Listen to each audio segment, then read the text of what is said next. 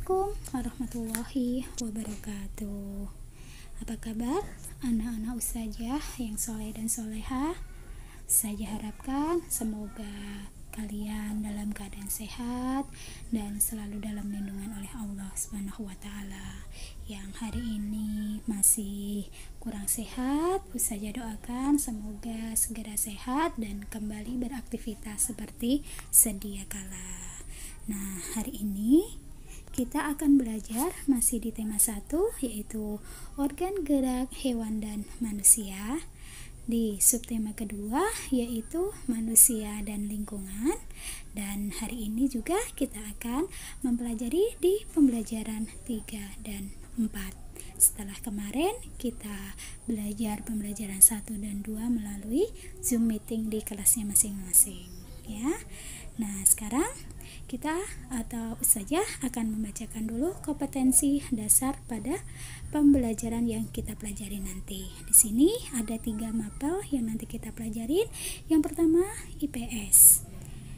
Kompetensi dasarnya yaitu 3.1 mengidentifikasi karakteristik geografis Indonesia sebagai negara kepulauan atau maritim dan agraris serta pengaruhnya terhadap kehidupan ekonomi, sosial, budaya, komunikasi serta transportasi.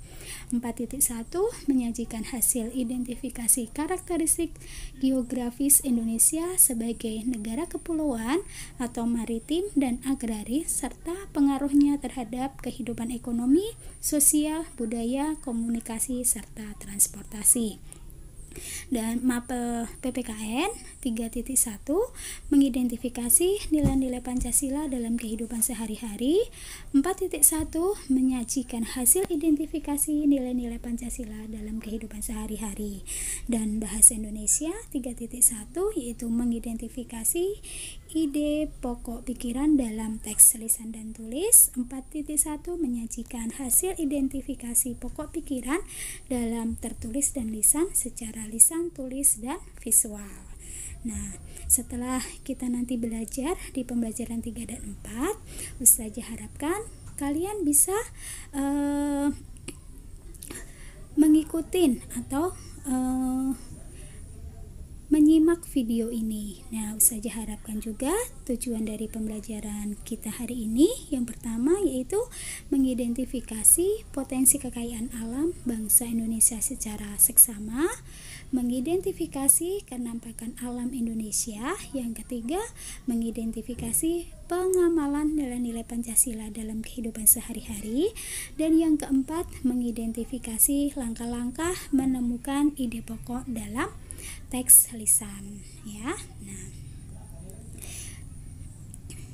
di dalam pembelajaran ini selain kita memperoleh pengetahuan, kita juga harus menanamkan rasa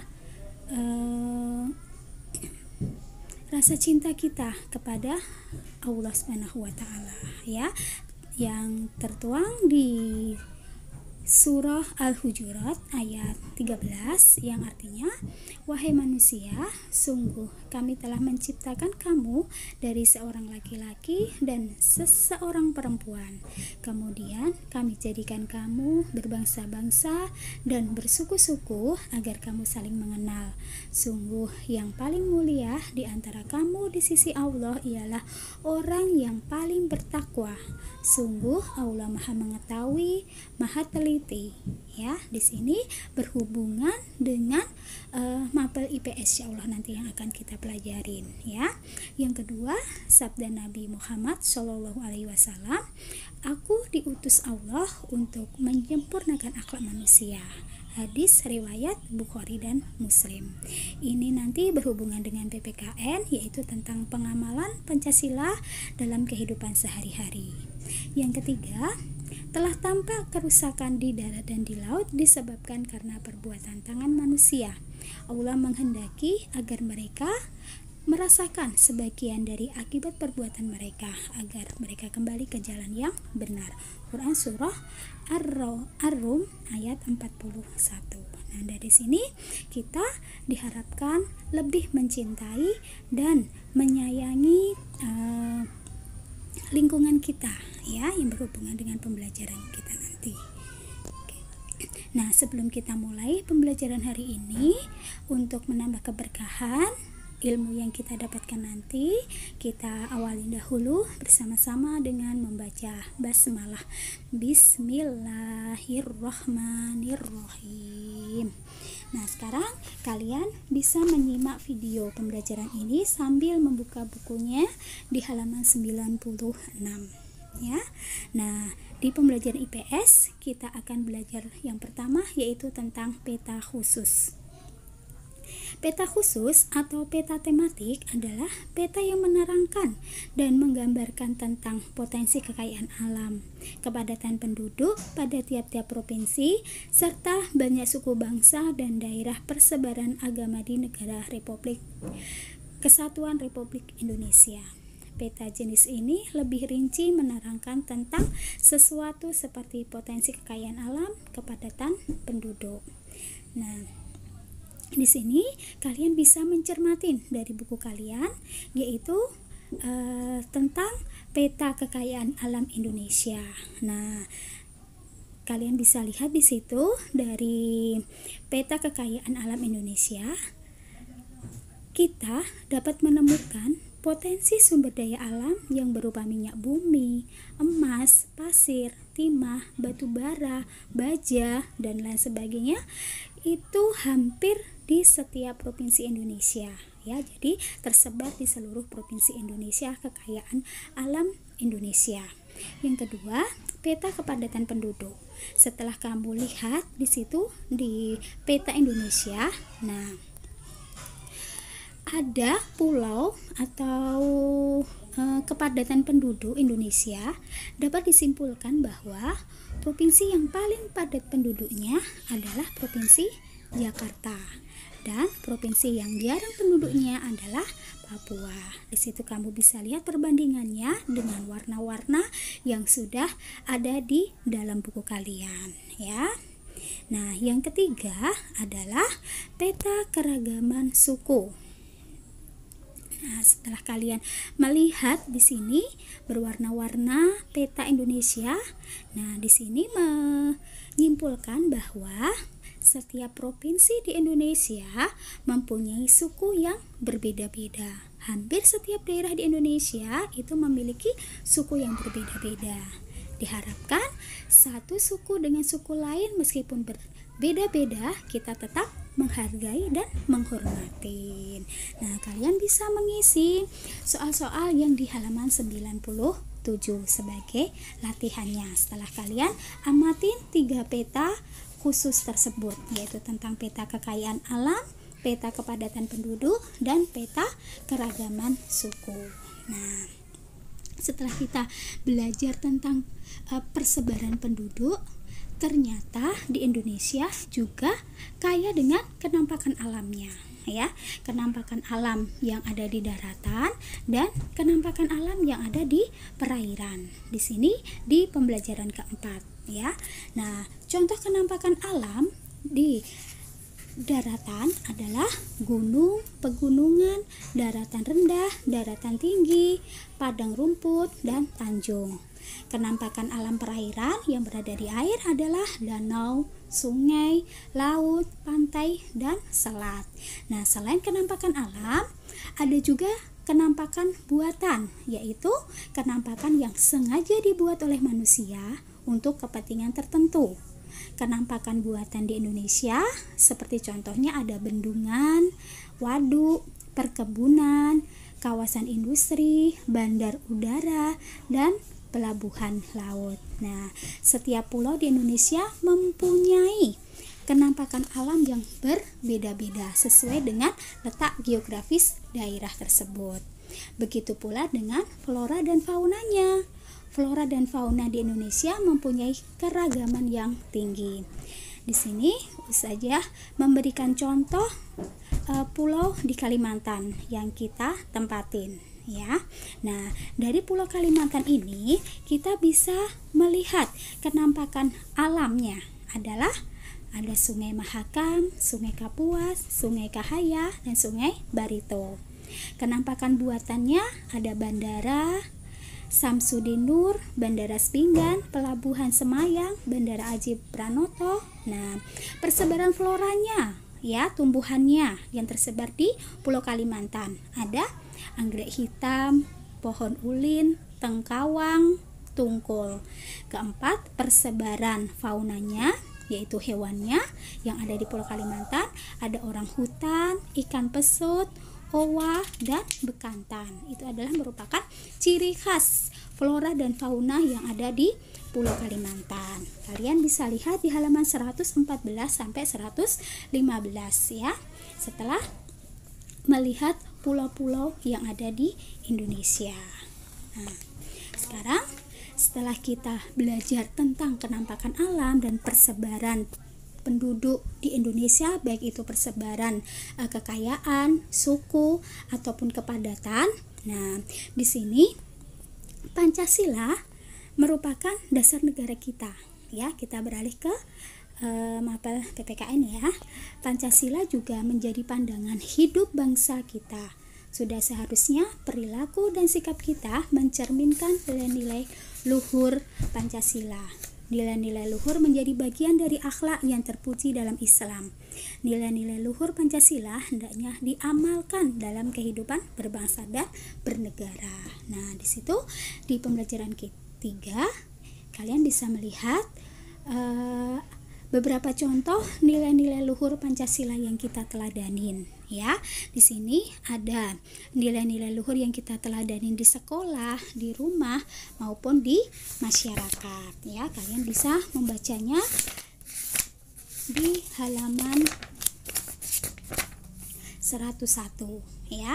Di sekolah nilai-nilai yang harus kita teladani yaitu tidak membeda-bedakan teman, mau meminjamkan peralatan sekolah kepada teman, tidak menyontek, tidak berkelahi, mengikuti upacara bendera, tidak mengejek teman. Kalau di rumah nilai-nilai yang kita teladani sesuai dengan nilai-nilai luhur Pancasila yaitu melaksanakan ibadah sesuai dengan agamanya, mau berbagi makanan dengan anggota keluarga yang lain, rajin, mentaati orang tua, tidak memaksakan kehendak kepada anggota keluarga lainnya, dan bersikap jujur.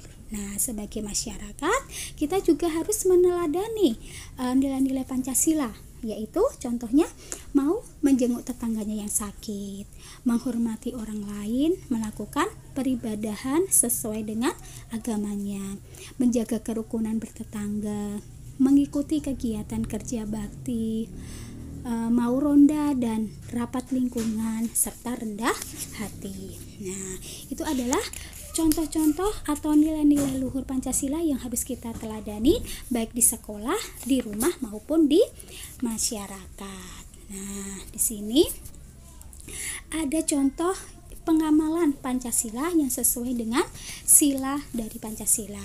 Nah, kalian bisa lihat di halaman 118 ya.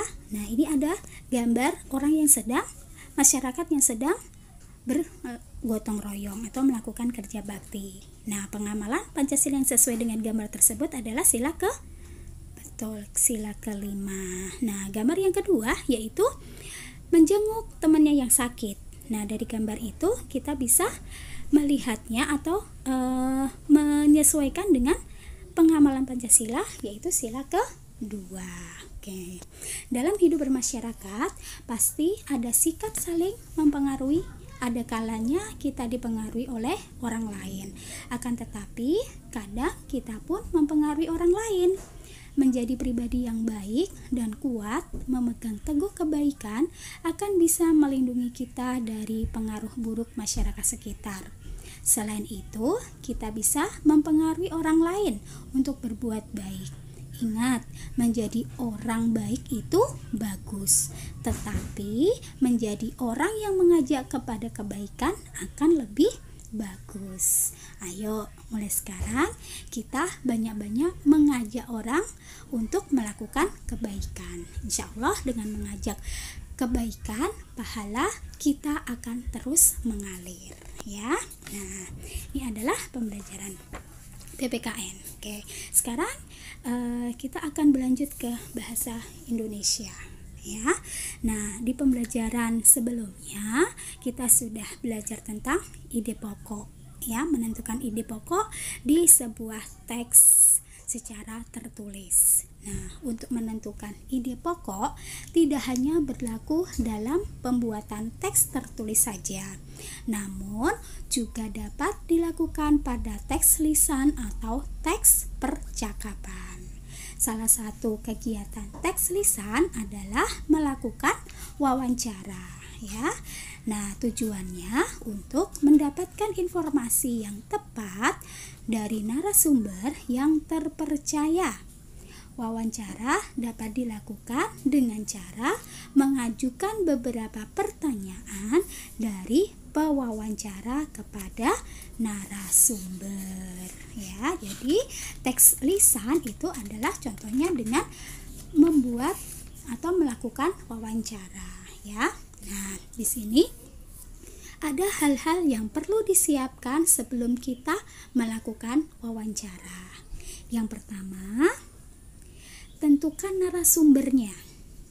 Yang kedua, tentukan tempat dan waktu wawancaranya. Jadi kita membuat janji dahulu dengan narasumber tersebut. Ketiga, menyiapkan peralatan seperti apa? Mungkin ada pensil atau ballpoint, buku tulis atau alat perekam. Nah, itu ya.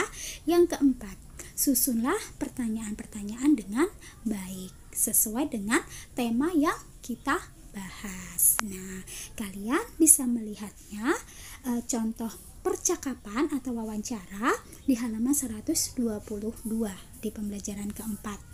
Di sini ada percakapan antara Ika dan Pak Harun. Kalian bisa membacanya atau mempraktekkan dengan anggota keluarga kalian.